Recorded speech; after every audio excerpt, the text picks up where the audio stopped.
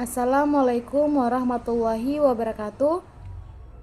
Halo semuanya, perkenalkan nama saya Andi Putri Nur Afridana dengan NIM 23660005. Saya dari kelompok 19. Di video kali ini saya akan menjelaskan ulang materi geologi struktur yang sudah kita pelajari. Materinya akan saya bagi menjadi beberapa bagian, yaitu pendahuluan, geometri, unsur struktur, deformasi batuan, dan lain-lain. Semoga penjelasan dalam video ini dapat bermanfaat dan menambah pemahaman kita semua mengenai geologi struktur. Yang pertama ada pendahuluan. Geologi struktur merupakan cabang ilmu geologi yang mempelajari bentuk dan gaya arsitektur kerak bumi, serta perbentuk batuan akibat pengaruh gaya-gaya geologi yang bekerja di dalamnya. Kata struktur sendiri berarti sesuatu yang dibangun atau dikonstruksi. Dalam konteks geologi, struktur merujuk pada hasil deformasi batuan akibat tekanan atau gaya dari dalam bumi. Beberapa ahli memberikan definisi mengenai geologi struktur. Bagley 1965 menyebutkan bahwa geologi struktur mempelajari struktur-struktur individual seperti antiklin, sinkline, sesar, dan lineasi dalam satu unit tektonik. Sementara itu, Spencer 1977 membagi struktur geologi menjadi dua jenis, yaitu struktur primer dan struktur sekunder. Struktur primer terbentuk bersamaan dengan proses pembentukan batuan, seperti struktur sedimen, struktur aliran magma, dan struktur foliasi pada batuan metamorf. Sementara struktur sekunder terbentuk setelah batuan terbentuk sebagai akibat dari gaya-gaya tegasan, contohnya lipatan, sesar, dan kekar. Studi geologi struktur dilakukan melalui beberapa tahapan, yaitu yang pertama pengenalan struktur seperti lipatan dan sesar. Kedua, pencatatan dan pengukuran struktur di lapangan. Ketiga, analisis data menggunakan metode geometri statistik. Empat, sintesis, yaitu interpretasi proses pembentukan struktur dan implikasinya terhadap geoteknik, pertambangan, dan perminyakan. Untuk memahami perubahan struktur batuan terlebih dahulu, kita perlu mengetahui kondisi awal batuan sebelum mengalami deformasi. Umumnya, batuan deformasi tersusun secara horizontal dalam lapisan atau strata. Setiap lapisan dibatasi oleh bedding plane, yaitu bidang yang menandai putusnya proses pengendapan. Dalam stratigrafi juga dikenal istilah ketidakselarasan atau unconformity, yaitu gangguan dalam urutan pengendapan. Terdapat beberapa jenis unconformity, diantaranya diastema, paraconformity, disconformity, dan unconformity sejati. Selanjutnya, terdapat tiga prinsip penting dari hukum Steno. Superposisi, lapisan bawah lebih tua dari bawah lapisan di atasnya. Horizontal awal, lapisan sedimen awalnya terbentuk secara horizontal. Keterlanjutan lateral, lapisan sedimen terbentuk secara meluas kecuali terhalang oleh benda padat. Hukum cross-cutting relationship juga penting, yang menyatakan bahwa struktur yang memotong batuan pasti lebih mudah daripada batuan yang dipotong. Kemudian selanjutnya geometri unsur struktur. Struktur batuan dibagi berdasarkan proses terbentuknya menjadi tiga jenis. Yang pertama, struktur primer seperti bedding, ripple mark, mud crack. Kedua, struktur sekunder seperti lipatan, sesar, kekar, clefik, dan foliasi. Ketiga, struktur pene kontemporer, yaitu struktur yang terbentuk setelah pengendapan namun sebelum mengalami konsolidasi seperti selam. Struktur primer biasanya non-tektonik, terbentuk bersamaan dengan sedimentasi atau pembekuan magma. Contohnya termasuk graded bedding, cross bedding, dan vesicle pada batuan beku. Dalam geometri struktur, unsur-unsur terstruktur dibedakan menjadi: yang pertama, struktur bidang planer seperti bidang perlapisan, bidang sesar, dan foliasi. Yang kedua, struktur garis linear seperti sumbu, lipatan, lineasi, dan gores garis. Untuk struktur bidang terdapat beberapa istilah penting. Yang pertama, strike, arah garis horizontal pada bidang. Dip, sudut kemiringan tersebut terbesar dari bidang terhadap bidang horizontal. Depression, arah kemiringan bidang. Penulisan data strike dan dip dapat dilakukan menggunakan sistem kuadram maupun sistem azimut. Di lapangan, pengukuran dilakukan menggunakan kompas Brunton dan digambarkan dengan simbol khusus dalam peta geologi. Untuk struktur garis, istilah yang digunakan meliputi trend, arah penunjaman garis, plung, besar sudut kemiringan garis, rek atau pitch, sudut antara garis dengan horizontal dalam bidang tempat garis tersebut berada. Selain itu, terdapat pula metode proyeksi ortografis dan metode grafis lainnya yang digunakan dalam menghasilkan struktur bidang dan struktur secara visual. Selanjutnya ada deformasi batuan. Deformasi batuan adalah perubahan bentuk atau volume batuan yang disebabkan oleh gaya luar yang disebut stres. Terdapat dua jenis stres utama, uniform stress, gaya bekerja merata dari segala arah, differential stress, gaya bekerja tidak merata dan berbeda arah. Jika stres bersifat diferensial, maka akan menimbulkan tiga jenis deformasi, yaitu tensional stress, batuan mengalami peregangan karena saling menjauh. Compressional stress, batuan mengalami penekanan akibat gaya saling mendekat. Shear stress, batuan mengalami pergeseran akibat gaya sejajar namun berlawanan arah. Terdapat tiga tahap deformasi. Deformasi elastis, batuan dapat kembali ke bentuk semula. Deformasi plastik atau ductile, batuan mengalami perubahan permanen, fracture, batuan pecah atau retak. Karakteristik deformasi batuan dipengaruhi oleh temperatur suhu tinggi, menyebabkan batuan lebih ductile. Tekanan tinggi mencegah batuan retak. Kecepatan deformasi. Deformasi lambat membuat batuan cenderung ductile. Komposisi mineral tersebut seperti feldspar cenderung rapuh, sedangkan mika lebih ductile.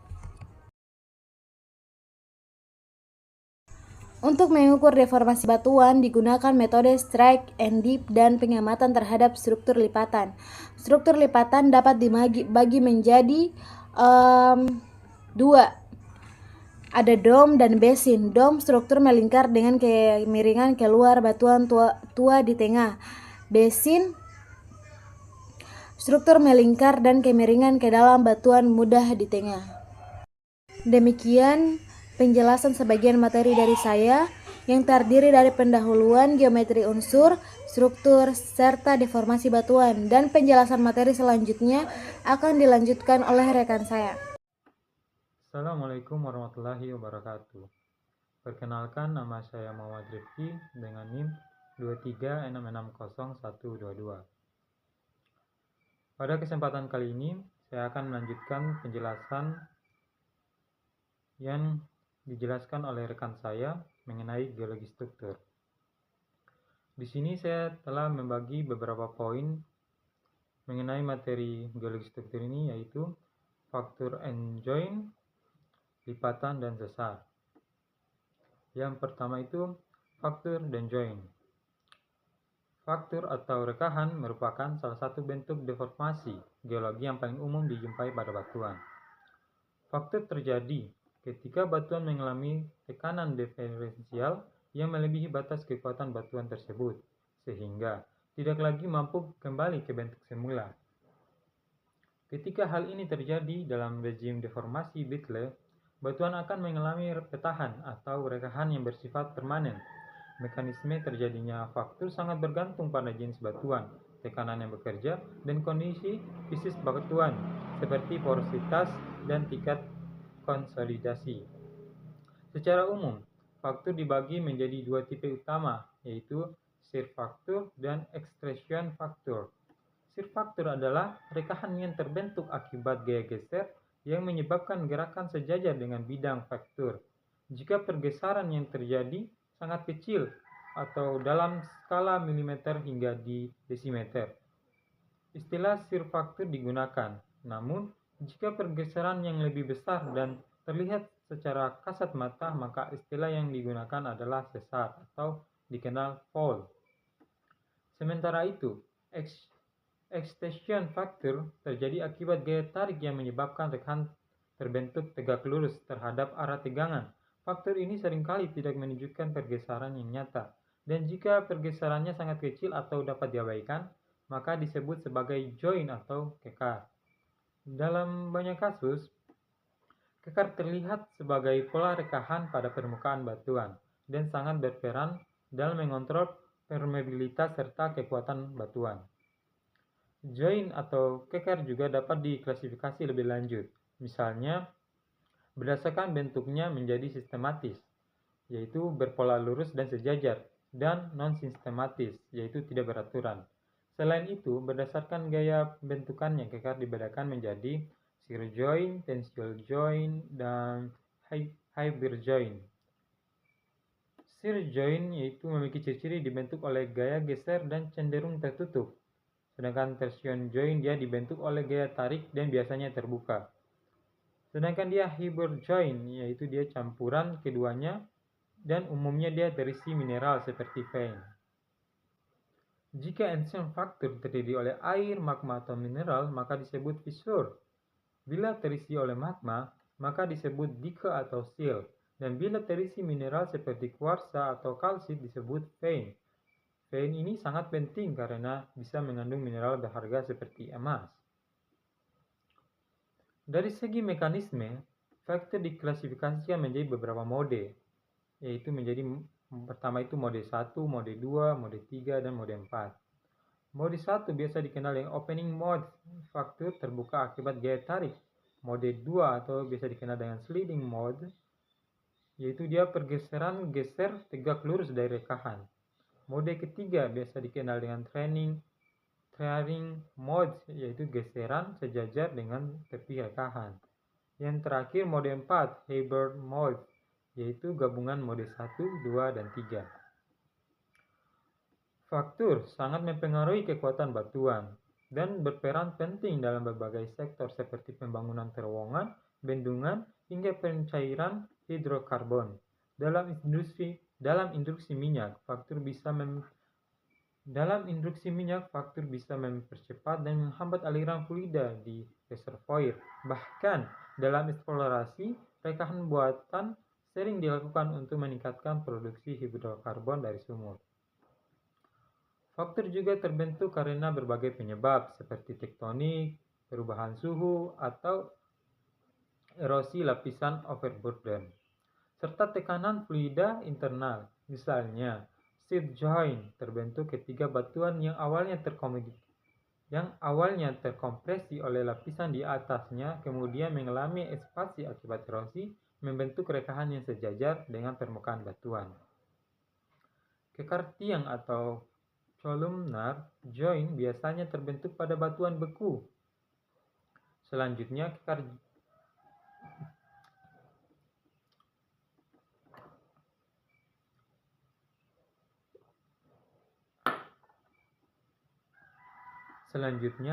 tiang atau columnar joint biasanya terbentuk pada batuan beku seperti basalt akibat pendinginan magma. Proses pendinginan menyebabkan kontraksi termal yang menghasilkan struktur poligonal tegak lurus terhadap permukaan pendinginan. Selain itu, kekar juga dapat terbentuk selama penguburan sedimen, terutama jika terjadi overpressure akibat fluida yang terperangkap dalam pori-pori sedimen. Kekar juga sangat berperan dalam berbagai aspek teknik, sipil, dan lingkungan. Dalam pembangunan terowongan, bendungan, dan tambang, kekar dapat menjadi titik lemah yang meningkatkan risiko longsor atau kebocoran. Dalam bidang hidrogeologi dan perminyakan, kekar berperan dalam jalur aliran fluida. Oleh karena itu, pemetaan dan analisis kekar sangat penting untuk mendukung perencanaan dan eksplorasi sumber daya alam. Selanjutnya, lipatan. Lipatan merupakan salah satu bentuk deformasi geologi yang menunjukkan bagaimana batuan plastis dapat berubah bentuk akibat gaya tektonik. Lipatan terbentuk ketika lapisan batuan mengalami gaya tekan yang menyebabkan lapisan tersebut melengkung. Proses ini umum terjadi pada batuan yang bersifat basaltic, yaitu batuan yang mampu mengalami deformasi tanpa pecah. Unsur utama lipatan terdiri dari beberapa bagian penting, yaitu sumbu lipatan, bidang sumbu, sayap lipatan, dan inlet point. Sumbu lipatan yaitu garis yang menghubungkan titik-titik pelengkungan maksimal pada lapisan terlipat.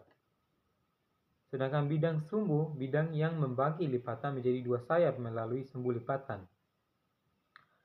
Sedangkan sayap lipatan dia bagian dari lipatan yang terletak di antara zona pelengkungan dan garis infleksi. Sedangkan hidden point adalah titik pada profil lipatan di mana pelengkungan maksimal terjadi. Berdasarkan sudut antara sayap lipatan dapat diklasifikasikan menjadi 3. Yang pertama itu lipatan terbuka atau glided fall, di mana memiliki ciri-ciri sudut besar, sayap cenderung landai.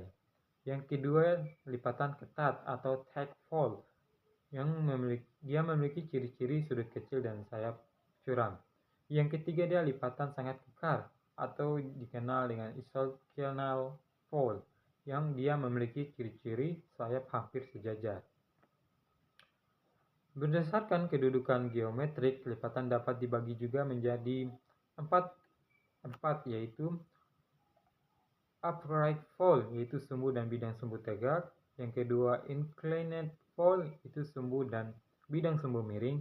Yang ketiga, recumber fall, yaitu bidang sumbu mendatar dan lipatan terbaring. Yang terakhir, yang keempat, flunging fall, yaitu sumbu lipatan miring ke bawah. Ada pula lipatan khusus seperti cane fall yang dicirikan oleh sayap lurus dan sumbu tajam, serta parasitic fall, yaitu lipatan-lipatan kecil yang terbentuk di dalam atau di atas lipatan besar. Biasanya ditemukan pada zona line dan hinge dari lipatan utama.